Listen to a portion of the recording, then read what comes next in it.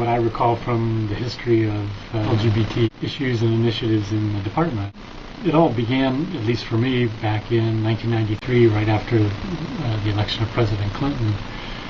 With that change in administration, I think a lot of LGBT folks in the department started to feel more comfortable about maybe pulling together a group and establishing a group. Some of them were starting to pop up in other departments. Secretary Espy joined the department, and he was only here for a few months, but during that time he signed off on the first departmental civil rights statement that included sexual orientation, and he really encouraged the group to get off the ground. Dan Glickman was the Secretary of Agriculture from 1995 until 2001, appointed by President Clinton.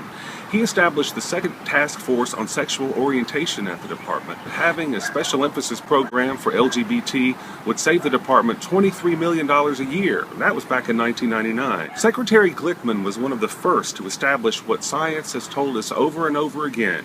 Having a program like this improves morale, increases productivity, and saves money. How we treat employees and customers, particularly who come from different backgrounds. But I think we have moved demonstrably well in terms of the progress that we've made over the last 20 or 25 years. Thank you very much. After announcing his financial reform plan, President Obama getting ready to grant some benefits to same-sex partners of federal employees. President Obama signed an expansion of federal hate crimes law to include sexual orientation. Gay and lesbian groups had tried for years to get the government to take that step.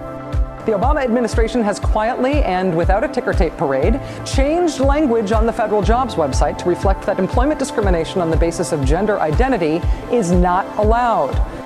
While President Obama is the first president to appoint transgender people to his administration, Amanda Simpson is not the first. A transgender man is already working at the Labor Department. Everybody panic! President Obama ordered any hospital that gets federal funding to give same-sex couples visitation and consultation rights. That means patients, not hospitals, will decide who can visit them and make decisions on their behalf. As a nation, we're founded on the belief that all of us are equal and each of us deserves the freedom to pursue our own version of happiness, to make the most of our talents, to speak our minds, to not fit in, most of all, to be true to ourselves. And every day, it gets better. That flurry of wins that John just mentioned was capped for the president with an emotional ceremony at the White House this morning. He officially repealed Don't Ask, Don't Tell, which means that gays and lesbians will soon be able to serve openly in the military. I always knew that I would be serving my country. And I served because I recognized the tremendous amount of pride involved in serving my country. So I wanted to save people's lives and jump out of helicopters. I was looking for adventure and to serve my country proudly. My father served in the military. I wanted to do something greater than myself. I wanted to serve. I love. I challenge myself. I serve. I bleed red, white, and blue. I'm a survivor. I have faith. Just like you. Just like you. Just like you. Just like you. Just like you. I am just like you. So we put together a group called GLEAC, which was Gay and Lesbian Employee Advisory Council. A good opportunity to bring representatives from all over the country and all of the different mission areas in.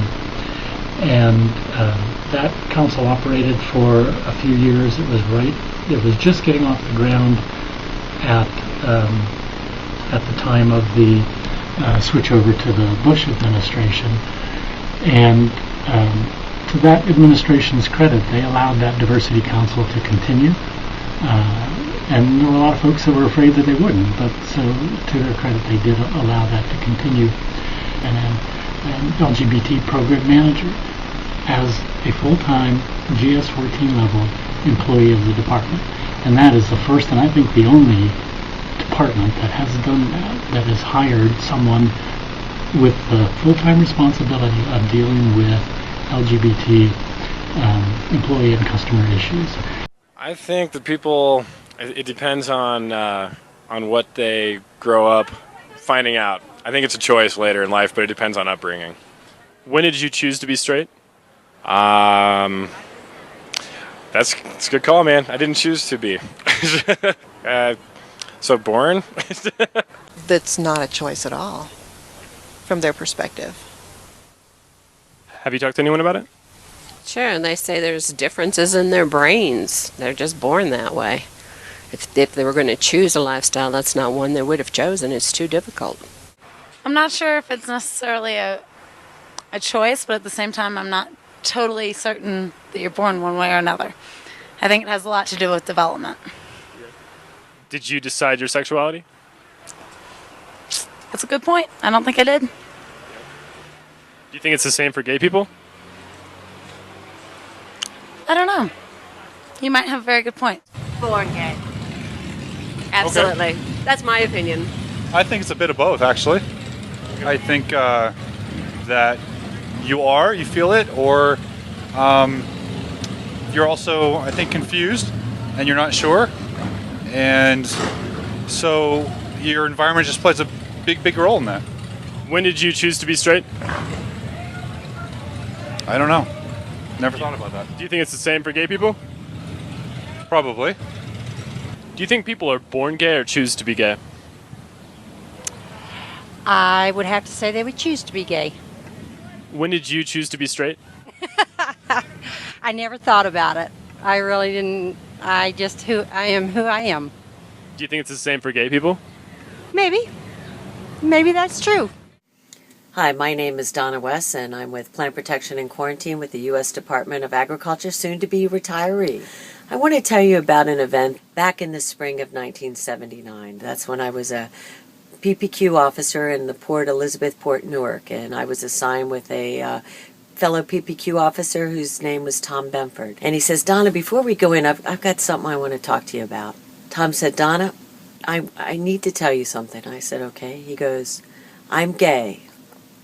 He goes, yes, I'm gay. And he says, you know, I'm very comfortable. I'm coming out, and I want you to be one of the first person I know that works with me to let you know. And, you know, we hugged, and I said, you know, I felt really great that he felt comfortable enough to come out. And Tom and I we used to go out and dance to the wee hours in New York City.